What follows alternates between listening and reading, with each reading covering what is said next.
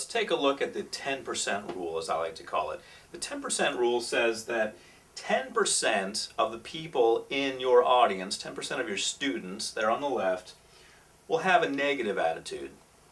10% on the far right will have a positive attitude, and the rest will just be the rest. They'll be somewhere in the middle. Now here's what I mean by this. 10% on the right, you'll probably be able to figure these people out pretty quickly.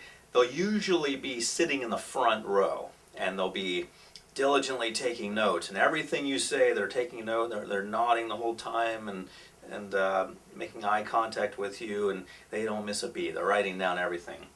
The other 10% on the other extreme are kind of just hanging out in the class. They're not necessarily in the back, but they're texting and they're doing other things, and if they can get out and take a break a little more often than the average, then they'll go ahead and do that because they just want to kind of break that up a little bit. They're really not that into it. They almost have a negative attitude. I don't want you to think that 10% of your class is out to get you or anything like that, because they're not. What I want you to realize, though, is that that's just the way it goes.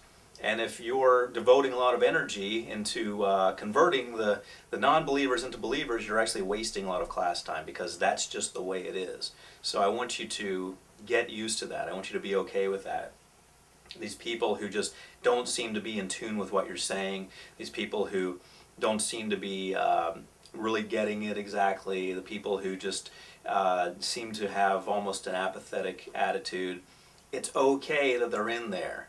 It's okay. They're just part of the spectrum, the rainbow, the beautiful thing that your classroom is. Okay, that's just the way it is. Now, they're not going to be shooting spitballs at the teacher or anything like that, but it's going to be noticeable. I want you to be okay with that. Okay.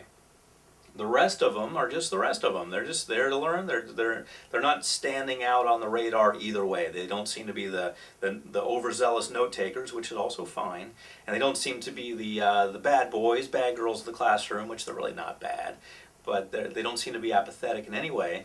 They're just there. They show up, they do their thing, they leave. That's it. And sometimes the students you remember the most are the extreme students anyway, the ones who are really seem to be apathetic, or the ones who are really gung-ho. And I've got news for you, which you may find shocking. Sometimes the 10% that I'm calling negative, the 10% who don't seem to be into it, who don't seem to be paying attention, sometimes they really have it down.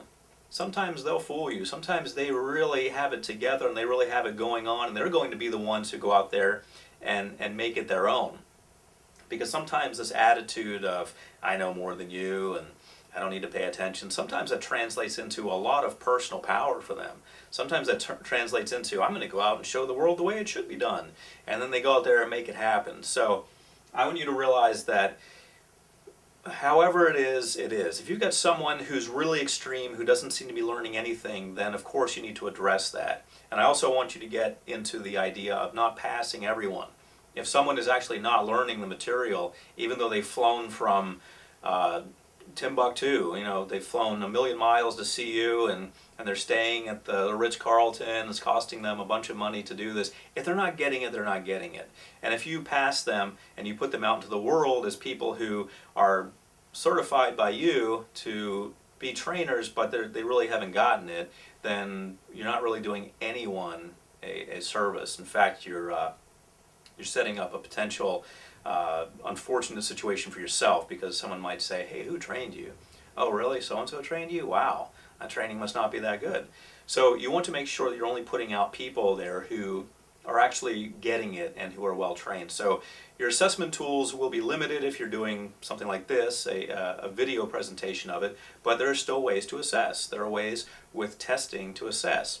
So we rely more heavily on testing when doing something remote like this, and a little more lightly on testing in the classroom, because in the classroom we can actually see someone doing something, we can understand if they're getting it or not. So keep all of that in mind.